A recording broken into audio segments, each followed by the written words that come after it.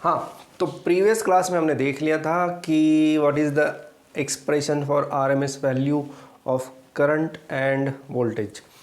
अब हम बढ़ते हैं आगे। अब उन्होंने क्या कर लिया है, उन्होंने एक हीट का डेरिवेशन किया है, हीट इन अ सर्किट। तो हीट इन अ सर्किट हमें पता है, heat generated in a circuit it can be given by H is equal to I square R T, ये है heat.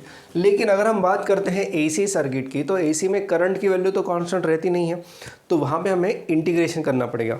So heat produce in one cycle, average heat produced in one cycle, cycle यानी कौन सा cycle, ये वाला cycle. So heat produced in one cycle. अब मुझे आप बता सकते हो ये टाइम ड्यूरेशन, अब यहाँ पे मुझे टी की वैल्यू लगेगी, तो ये टी की वैल्यू यानी टाइम ड्यूरेशन कितना है, अगर ओमेगा फ्रीक्वेंसी है तो time duration is 2 pi by omega, T is 2 pi by omega. तो heat is, now they have taken average value of heat. क्यों एवरेज लेना पड़ा उनको, एवरेज इसलिए लेना पड़ा क्योंकि वहाँ पे करंट की जो वैल्यू है वो कांस्टेंट नहीं है। अगर डीसी करंट होता तो डीसी करंट में हम ऐसे डायरेक्टली लिख सकते हैं H is equal to I square R T, परंतु यहाँ पे ऐसा नहीं लिख सकते क्योंकि करंट की वैल्यू कांस्टेंट नहीं है, वो कंटिन्यूसली चेंज हो रही है। सो उन्होंने आपको दिखाई दे रहा होगा पेज नंबर 289 पे ये कर दिया है। So heat is equal to integration from 0 to, अब टाइम ड्यूरेशन हमें देखना पड़ेगा नॉट एंगल, तो 0 to 2 pi by omega I square T R D T, I square T R D T, यानी आई की वैल्यू है, I is function of time T. कैसे, how I is function of time, I is equal to I not sine of omega T. तो इस तरह से हमें पता है कि आई इज फंक्शन ऑफ टाइम। तो यहाँ पे 0 टू 2 पाई बाय ओमेगा, और यहाँ पे मुझे जो दिखाई दे रहा है वो है आई स्क्वायर ओमेगा टी, उन्होंने ऐसे किया है आर डी टी, ये आपको दिखाई दे रहा होगा, यस। और उन्होंने डायरेक्टली इसके बाद एक्सप्रेशन लिख दिया है, दिस इज नथिंग बट, अब ये हमें पता है, ये हमने प्रीवियस डेरिवेशन में डिराइव कर लिया था। So H is nothing but I square by 2, और ये R I square R upon 2, और जो फाइनल उनको जो मिल रहा है that is 2 pi by omega, 2 pi by omega. तो अगर मैं देखूँ यहाँ पे, मैं अगर इन दोनों को कंपेयर करता हूँ, ये एक्सप्रेशन एंड ये एक्सप्रेशन, तो this time is represented by 2 pi by omega. हाँ, आपको एक चेक करना पड़ेगा, अब ये आपके ऊपर है, अब मेरा थोड़ा इंटीग्रेशन वीक है, बट आप देख सकते हो, इस इंटीग्रेशन को सॉल्व करो और कंफर्म करो ये ऐसा कुछ आ रहा है या नहीं। ठीक है, फिलहाल के लिए हीट इज इक्वल टू, अब ये टी जो है इधर का T that is represented by 2 pi by omega, ये मैंने पहले ही बता दिया, ये है total time duration. R is nothing but resistance of that circuit, and this quantity, अब इसे देखो, this is nothing but current I square, यानी मैं ये बोल सकता हूँ कि I square is equal to, ये आई नॉट पीक वैल्यू चाहिए यहाँ पे by 2, so I is equal to I naught by √2, यानी in this case this I is your RMS current, ये होता है इसका मतलब। यानी बस वो हीट वाला जो इक्विवेलेंट कंसेप्ट है ना, जो मैंने पहले इससे पहले वाले लेक्चर में बताया था, उसी को फॉलो करना है, बाकी कुछ नहीं। हालांकि ये ऐसा डेरिवेशन आएगा या नहीं पता नहीं, बट इससे पहले वाला ज़रूर आएगा। कौन सा पहले वाला, derive RMS value of current और derive RMS value of voltage. ठीक है, अब बढ़ते हैं आगे। Next topic is phasor diagram. अब फेजर डायग्राम है ना, मैं अभी नहीं बताऊंगा, पहले ना मैं एक काम करते हैं, एक मिनट। तो फेजर एक्सप्लेन करने से पहले हम देख लेते हैं कि हम, अगर हमने अभी AC वोल्टेज जनरेट कर दिया है with the help of AC generator, अब ये AC वोल्टेज है ना, मैं अभी अप्लाई करूँगा एक सिंपल प्योर रेजिस्टेंस के अक्रॉस, तो क्या होगा उसे ज़रा देख लेते हैं। तो अगर आप सर्किट देख सकते हो, फिगर 13.3 पेज नंबर है 290, तो उसमें आपको दिखाई दे रहा है कि they have shown a simple resistance and the AC voltage is applied across this resistance, the EMF be E. Now what must be the current flowing through the resistance? So basically हमें पता है E is equal to I into R. This is the basic relation using Ohm's law. So I is equal to E by R. Now this E can be written as E naught sine of omega t divided by R. ठीक है, अब ये हो गया. So अब इसको थोड़ा अलग से लिखता हूँ. I is equal to E naught by R into sine of omega t. So I is equal to, अब ये जो वैल्यू है ना, इसके लिए मैं लिख दूंगा I naught sine of omega t, where I naught represents क्या, पीक वैल्यू. कैसे पीक वैल्यू? ये करंट की वैल्यू मैक्सिमम कब रहेगी? ये करंट की वैल्यू मैक्सिमम तब रहेगी जब साइन ओमेगा टी 1 हो जाएगा, तब करंट की वैल्यू मैक्सिमम हो जाएगी. सो दैट मीन्स जब ये 1 हो जाएगा तो आई की वैल्यू क्या रहेगी? E not by are.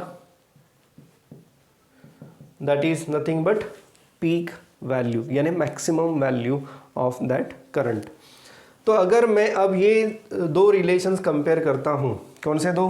Current is equal to I not sine of omega T, and ये वाला EMF के लिए E is equal to E not sine of omega T. तो दोनों से ऐसे पता चलता है कि यहाँ पर भी फेज एंगल ओमेगा टी है, यहाँ पर भी फेज एंगल ओमेगा टी है, यानी दोनों करंट में और वोल्टेज में किसी भी प्रकार का लीड या लैग नहीं है. यानी जब वोल्टेज मैक्सिमम रहेगा तभी करंट भी आपका मैक्सिमम रहेगा. जब वोल्टेज ज़ीरो हो जाएगा तो आपका करंट भी ज़ीरो हो जाएगा. जब वोल्टेज निगेटिव मैक्सिमम हो जाएगा, करंट भी निगेटिव मैक्सिमम हो जाएगा. यानी both are in same phase. यहाँ पे कोई भी फेज डिफरेंस नहीं जनरेट हो रहा है, ये यहाँ पे बताना है. And this is now represented by two types of diagram. एक है वेवफॉर्म वाली डायग्राम है, दैट इज अ फिगर 13.4, और दूसरा टाइप है फेजर डायग्राम. तो पहले वेवफॉर्म वाली डायग्राम देख लेते हैं. तो अगर मैं ये कहता हूँ कि the EMF is represented bye solid line, अब ये और आगे भी हम बढ़ा सकते हैं ऐसे, ठीक है. So this is the graph for EMF. Solid line is for EMF and dotted line for current I. Dotted line for current I. तो current I भी इसी प्रकार से वेरिएशन दिखाएगा.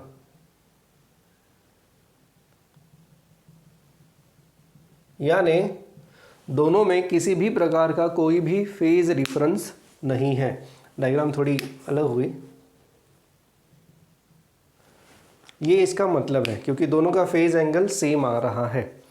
अब फेजर डायग्राम क्या होती है? इससे तो ये पता चल रहा है कि दोनों सेम फेज में है, दोनों सेम स्टेट ऑफ वाइब्रेशन में है. हालांकि वाइब्रेशंस नहीं बोल सकते, सेम फेज में है ये बोलना ज़्यादा ठीक रहेगा इन दिस केस, क्योंकि यहाँ पे कोई भी वाइब्रेशंस नहीं हो रहे. अच्छा, ठीक है. अब next, what is phasor diagram? तो फेजर डायग्राम है basically these are the rotating vectors. These are rotating vectors यानी क्या? सपोज अब मैं ये थोड़ा मिटा देता हूँ.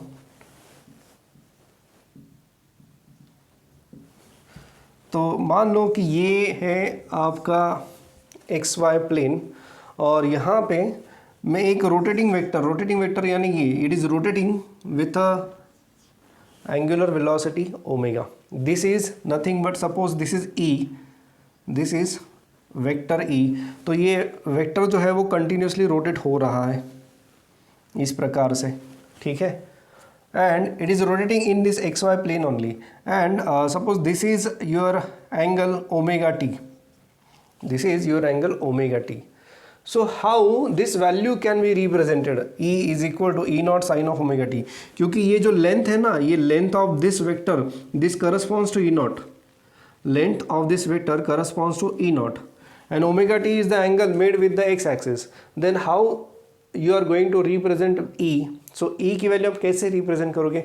So E can be represented by vertical component of this vector. तो ये जो component है ना, this one, this is E, which is equal to E is equal to E naught sin of omega t. Now at the same time, जैसे मैंने कहा कि current end voltage दोनों सेम फेज में है, तो current will also follow same path. तो इसी लाइन पे आपका करंट भी रहेगा I नॉट. इसी वेक्टर पे करंट भी रहेगा, यानी करंट का वेक्टर एंड E नॉट का वेक्टर दोनों पैरेलल में रोटेट हो रहे हैं. अगर ये करंट का वेक्टर है और ये E नॉट का है, तो ये दोनों के दोनों पैरेलल में रोटेट हो रहे हैं इस प्रकार से, ठीक है. ये दोनों अलग हैं, और ये दोनों एक साथ रोटेट हो रहे हैं, और इन दोनों का y एक्सिस पे जो कंपोनेंट है that is the instantaneous value, और ये जो वेक्टर्स है ये ई नॉट है और ये आई नॉट है, ये होता है फेज़र डायग्राम।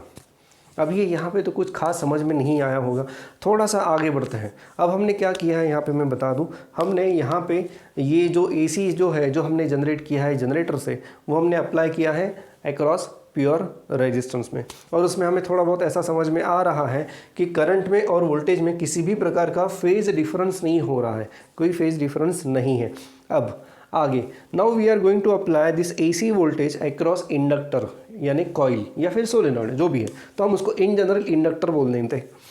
तो हम ये जो AC है ना ये इंडक्टर के अक्रॉस अप्लाई करने वाले हैं, और इसमें मैं ना थियरी जो है ना वो पुराने सिलेबस से फॉलो करने वाला हूँ, क्योंकि थोड़े करेक्शंस हैं आपके इसमें बुक में, तो मैं थोड़ी पुरानी थियरी से अगर मैं बताऊँ तो that will be more easy and more convenient for you to understand as well as for me to explain. तो अभी मैं शुरू कर रहा हूँ। Now let us apply AC voltage across an inductor. चलिए बढ़ते हैं। हाँ जी, अब देखो यहाँ पे क्या कर दिया हमने, यहाँ पे एक AC सप्लाई है जिसका करंट मैंने अभी यहाँ पे लिखा। देखो मैं अभी आपकी टेक्स्ट बुक को ज़्यादा फॉलो नहीं कर रहा हूँ, मैं अभी फॉलो कर रहा हूँ पुरानी टेक्स्ट बुक को, थोड़ा समझने में आसानी रहेगी हमारे लिए। तो जो करंट है which is given by I is equal to I naught sine of omega t, ठीक है। Let E is the EMF across the AC source. तो हमें पता है कि current is not constant, current is not constant यानी यहाँ से फ्लो होने वाला करंट अगर कांस्टेंट नहीं है तो इस कॉइल में पास होने वाला जो फ्लक्स है वो भी कांस्टेंट नहीं रहेगा, and because of that the back EMF will be induced in this coil, ठीक है। तो उसे हम लिखेंगे the voltage induced across coil is E back, there is a back EMF induced across the coil. Now by using Kirchhoff's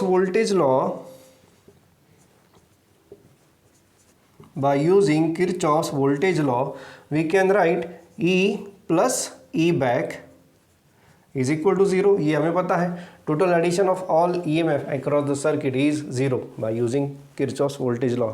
EMF नहीं बोल सकता, here we can say it is EMF, but here it is a potential difference across the inductor, and that is nothing but called as back EMF across the inductor.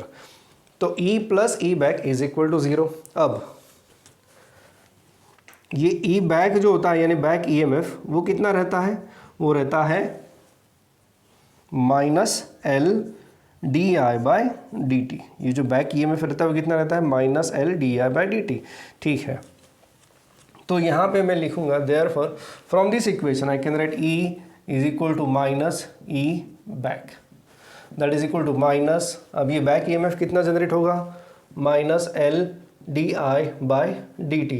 अब ये minus minus plus हो जाएगा और ये हो जाएगा di/dt। Now what is I? I is I naught sine of omega t, so E is equal to L d/dt of I naught sine of omega t. इसमें से I नॉट जो है वो बाहर आ जाएगा, एंड इसका जो डेरिवेटिव है I not L omega cos of omega T, ये ऐसा आ जाएगा। दिस इज़ योर EMF, ठीक है। सो ये है आपका डेरिवेटिव ऑफ दिस टर्म। तो अगर मैं इसको थोड़ा सा देख लूँ तो ये कॉस टर्म आप समझ सकते हो, यहाँ पे थोड़ी बहुत आपको फेजर डायग्राम के बारे में आइडिया मिल जाएगी, ठीक है, बट वो मैं बाद में बताऊंगा। सबसे पहले तो what is this term, now this can be called as peak EMF induce, this is E naught cos of omega t.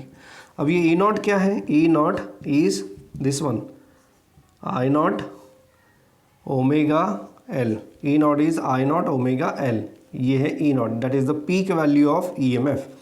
अब next what about this cos, ये कॉस को मुझे साइन में रिप्लेस करना है, कैसे कर सकता हूँ मैं, जो कॉस है ना उसे मुझे साइन में रिप्लेस करना है। So this equation can be written as E is equal to E not sine of omega T plus π/2। कैसे किया, because sine of π/2 plus theta is cos theta, sine of π/2 plus theta is cos theta. तो ये cos की जगह मैंने sign को यहाँ पे लिख दिया। अब यहाँ पे मैं नीचे एक और इक्वेशन लिख देता हूँ, I is equal to I not sine of, current का क्या इक्वेशन है, ये इक्वेशन है करंट का। So I is equal to I not sine of omega t. अब ये दोनों इक्वेशन से क्या पता चल रहा है, यहाँ से ये पता चल रहा है कि EMF जो है ना, जो E है वो ना π/2 रेडियन से आगे बढ़ रहा है एज कम्पेयर टू करंट। दोनों में फेज डिफरेंस है, कितना फेज डिफरेंस है, π/2, और उसमें भी प्लस π/2 आ रहा है। EMF की इक्वेशन में प्लस π/2 आ रहा है, इसका मतलब ये है कि EMF आगे दौड़ रहा है और करंट उसके पीछे पीछे। डायग्रामेटिकली अगर देखना चाहें तो डायग्राम में अभी हमें दो डायग्राम बतानी पड़ेगी, एक वेवफॉर्म वाली डायग्राम और एक फेजर डायग्राम। तो देखो दोनों डायग्राम्स आपके टेक्स्ट बुक में कहाँ पे दी है मैं बता दूँ। ये दोनों डायग्राम्स दी है 292 पेज पे 13.7 एंड 13.8, 13.7 एंड 13.8 ये आप देख सकते हो। अब देखो, हाँ हालांकि उन्होंने थोड़ा अलग तरीके से किया, आप इस तरीके से भी एक्सप्लेन कर सकते हो, कोई प्रॉब्लम नहीं आएगा। हाँ अब ये डाउट आपके मन में रहेगा, सर वो तो आपने बोला था कि वो टेक्स्ट बुक को ही फॉलो करते हैं बोर्ड वाले, ठीक है ना। तो जब हम आंसर लिखेंगे ना तो हम उनकी भाषा में ही आंसर आपको लिख के देंगे, don't worry about that. But समझने के लिए ना ये बहुत ज़रूरी है इस तरह से समझना। उन्होंने ना दोनों जगह पर, एक जगह पर cos theta sine π/2 plus theta लिख दिया और दूसरी जगह पे cos theta sine π/2 minus theta ऐसा लिख दिया। तो थोड़ी गड़बड़ वहाँ पे हो रही है, इसलिए मैं ये मेथड फॉलो कर रहा हूँ जो पुराने सिलेबस में थी, ठीक है। अब नेक्स्ट इज डायग्राम। वो जो वेवफॉर्म वाली डायग्राम है उसे अगर देखना चाहिए तो देखो, अब मैं थोड़ी छोटी डायग्राम बनाऊँगा। सो अगर मैं ये समझ लेता हूँ कि अब आपकी डायग्राम मुझे देखना तो उन्होंने कहाँ पर क्या दिखा है, ठीक है। ये EMF वाला ग्राफ है, ठीक है। सो यहाँ पे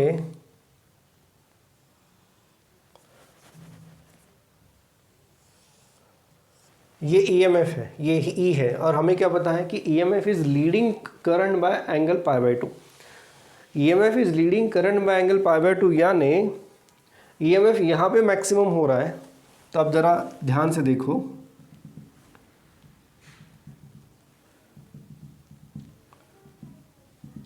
ठीक है। EMF का ज़ीरो यहाँ से शुरू हो रहा है ना, तो करंट का जो ज़ीरो है ना वो यहाँ से शुरू हो जाएगा।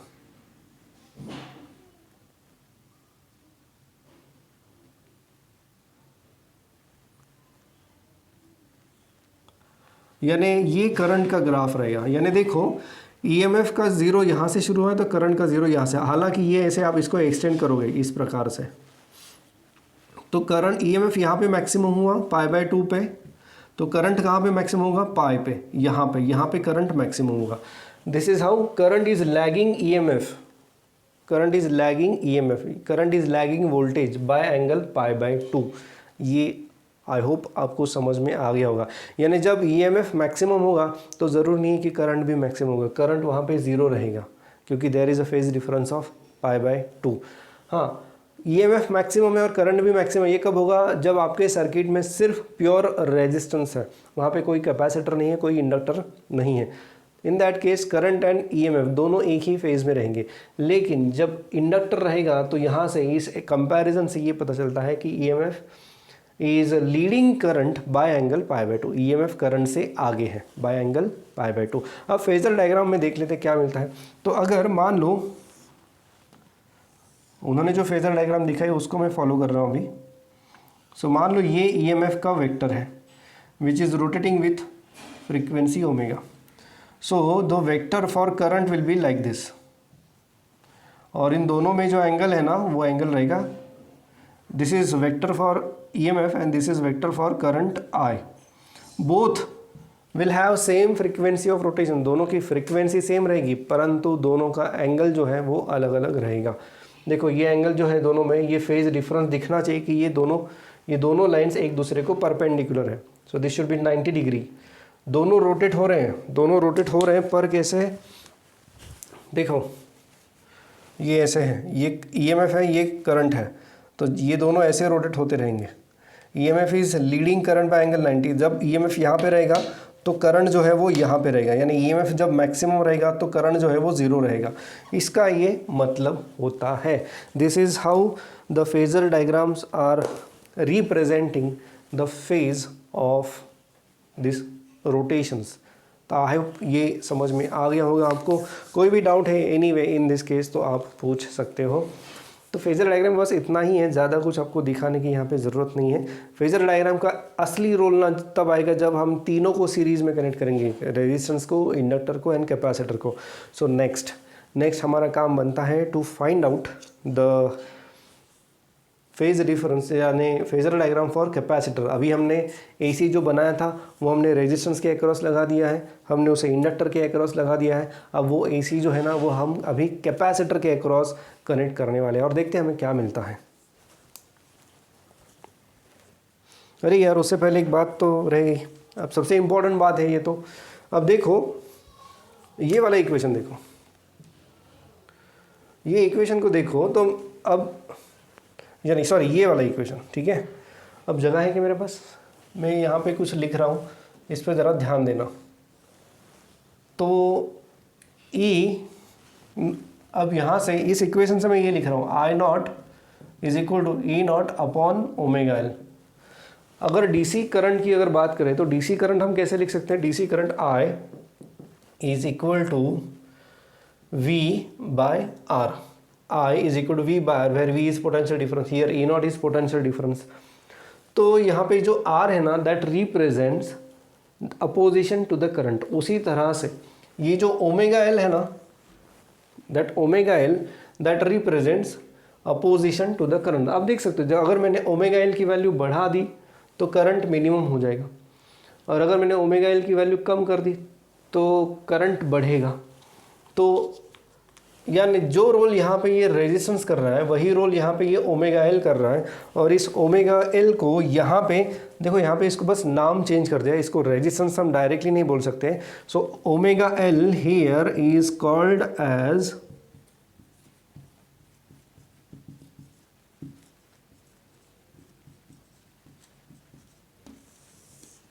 Omega L is called as inductive reactance. अब बाकी फिजिकल क्वांटिटीज तो सेम है। अगर फिजिकल क्वांटिटी करंट है, वोल्टेज है और opposition to the flow of current है, तो अगर सारी फिजिकल क्वांटिटी सेम है तो यहाँ पे यूनिट्स एंड डायमेंशन सेम रहेंगे। यानी ये जो एक्सएल है, ओमेगा एल है ना, ओमेगा एल यानी इसको सिंबल दिया है एक्सएल, याद रखना ओमेगा एल का सिंबल है XL. XL stands for inductive reactance which is equal to omega L, और इसका जो यूनिट है वो है ओहम। तो यूनिट्स एंड डायमेंशंस यहाँ पे सेम रहेंगे। सो एक्सएल इज ओमेगा एल। अब एक और चीज़ यहाँ पे हम बात कर सकते हैं कि वो ये है कि रेजिस्टेंस में और इंडक्टेंस में क्या डिफरेंस आ रहा है, यानी इंडक्टिव रिएक्टेंस में क्या डिफरेंस आ रहा है। देखो रेजिस्टेंस में कहीं पर भी R is equal to V upon I, तो कहीं पर भी फ्रीक्वेंसी वाली टर्म नहीं आ रही है। बट अगर मैं इसकी बात करूँ तो रेजिस्टेंस में यानी ये जो इंडक्टिव रिएक्टेंस है इसमें ये फ्रीक्वेंसी वाली टर्म आ रही है। यानी inductive reactance I can say it is dependent on frequency. Inductive reactance depends on frequency. Here L is self inductance of this coil. तो यहाँ पे कॉइल भी रह सकती है, सोलेनॉइड भी रह सकता है, किसी भी प्रकार की कॉइल यहाँ पे रह सकती है, किसी भी प्रकार की वाइंडिंग, इन जनरल वाइंडिंग ही होती है और सोलेनॉइड या कॉइल जो भी है ये वाइंडिंग्स रहती है। तो L stands for inductive self inductance of this coils. तो ये जो इंडक्टिव रिएक्टेंस है ये फ्रीक्वेंसी के ऊपर डिपेंड करता है। तो अगर फ्रीक्वेंसी बहुत ज़्यादा है, फ्रीक्वेंसी अगर बहुत ज़्यादा है इसका मतलब वहाँ पे ये है कि वहाँ पे opposition to the flow of current भी बहुत ज़्यादा रहेगा। और अगर फ्रीक्वेंसी ज़ीरो है, फ्रीक्वेंसी ज़ीरो का मतलब क्या होता है, फ्रीक्वेंसी ज़ीरो का मतलब है डीसी करंट। तो अगर डीसी करंट है so there is no opposition to the flow of current. क्यों नहीं होगा, देखो ध्यान दो यहाँ पे, अगर डीसी करंट है तो डीसी करंट में एक बार वो करंट मैक्सिमम वैल्यू पे पहुँच गया, देखो मैं करंट के मैक्सिमम वैल्यू के पहुँचने के बाद की वैल्यू कर रहा हूँ। एक बार वो करंट मैक्सिमम वैल्यू पे पहुँच गया तो करंट विल रिमेन कांस्टेंट। अगर करंट कांस्टेंट है so the flux passing through that coil will remain constant, और उसकी वजह से d∅dt जो है वो ज़ीरो हो जाएगा। और अगर d∅dt ज़ीरो हो गया that means there is no back EMF generated and there is no opposition. So if the frequency is zero, so inductive reactance is also zero. If frequency is maximum, then inductive reactance is also maximum. So ये एक concept थी, inductive reactance बहुत important है. Numericals इसके ऊपर कई सारे आ चुके हैं और आते रहेंगे. आपके एग्जाम्स में भी इसके ऊपर न्यूमेरिकल्स रहेंगे, कुछ ना कुछ तो न्यूमेरिकल इसके ऊपर पक्का आएगा. कैलकुलेशंस यहाँ पे थोड़े बहुत कॉम्प्लिकेटेड हो सकते हैं इन सम केसेस. ठीक है, बढ़ते हैं आगे. नेक्स्ट इज ये हो गया, अब कुछ बचा है देख लेते हैं. हाँ जी, सो नेक्स्ट है वोल्टेज अप्लाइड टू कैपेसिटर. देखो बीच बीच में कुछ सॉल्ड एग्जांपल्स भी हैं, उसे ज़रा पढ़ लेना आप. तो अभी मैं एसी वोल्टेज अप्लाई कर रहा हूँ अक्रॉस द कैपेसिटर. हाँ जी, तो हम अभी देख रहे हैं क्या कि हमने एक एसी वोल्टेज है E is equal to E naught sine of omega t, और वो हमने अप्लाई कर दिया है किसको, कैपेसिटर. तो एसी वोल्टेज डायरेक्टली हमने कैपेसिटर को अप्लाई कर दिया है.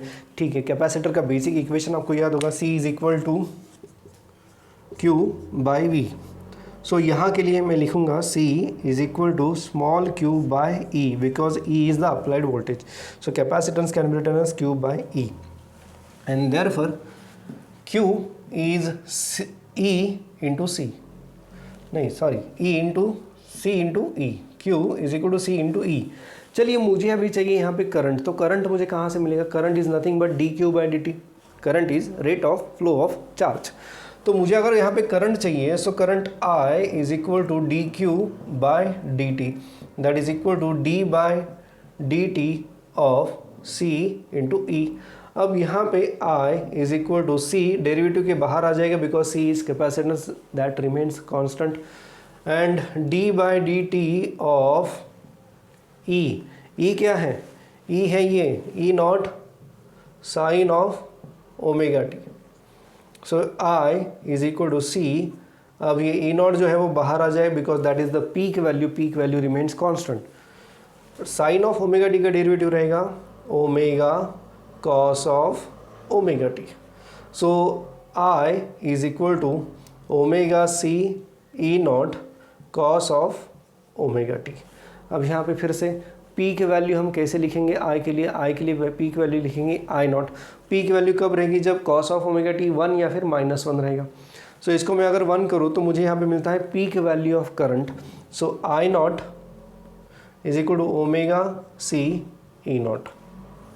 I naught is omega C E naught and that's why this equation can be written as I is equal to I naught cos of omega T.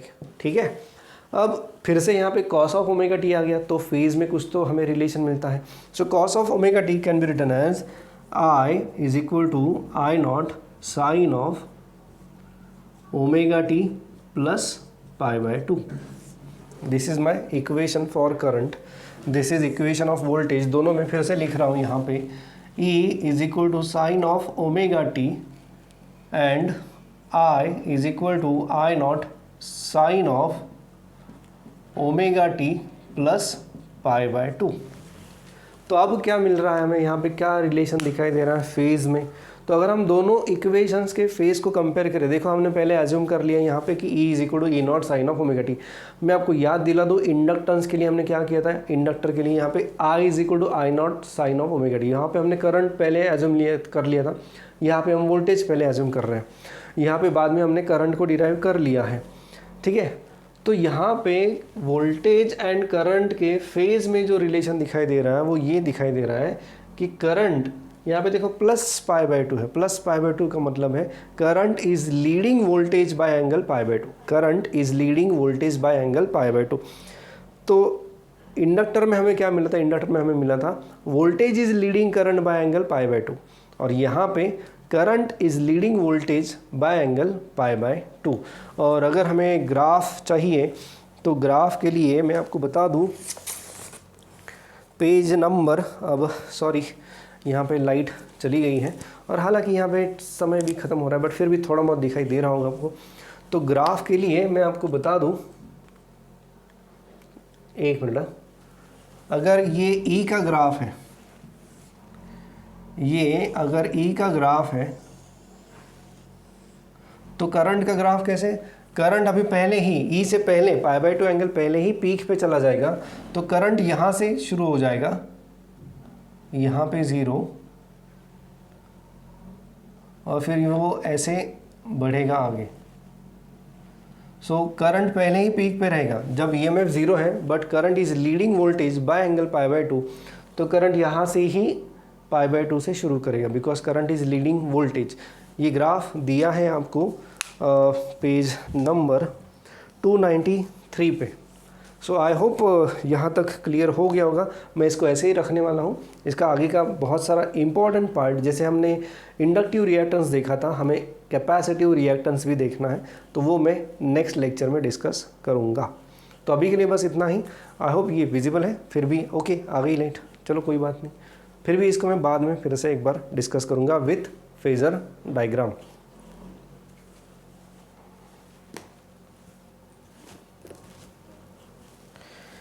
एक और बात मुझे बतानी थी, वो ये है कि ये जो डेरिवेशंस है ना जो मैं लिख रहा हूँ यहाँ पे, वो आप अपनी नोटबुक में नोट करो, क्योंकि ये डेरिवेशंस आपके टेक्स्ट बुक में नहीं है। तो समझने के लिए ये ज़रा ज़्यादा इजी है as compare to your text book derivation. तो इसे भी, ये कैपेसिटर का भी डिराइव कर जो किया है वो लिख के रखना, और इंडक्टर का जो डेरिवेशन है वो भी लिख के रखना। ठीक है, अभी के लिए बस इतना ही।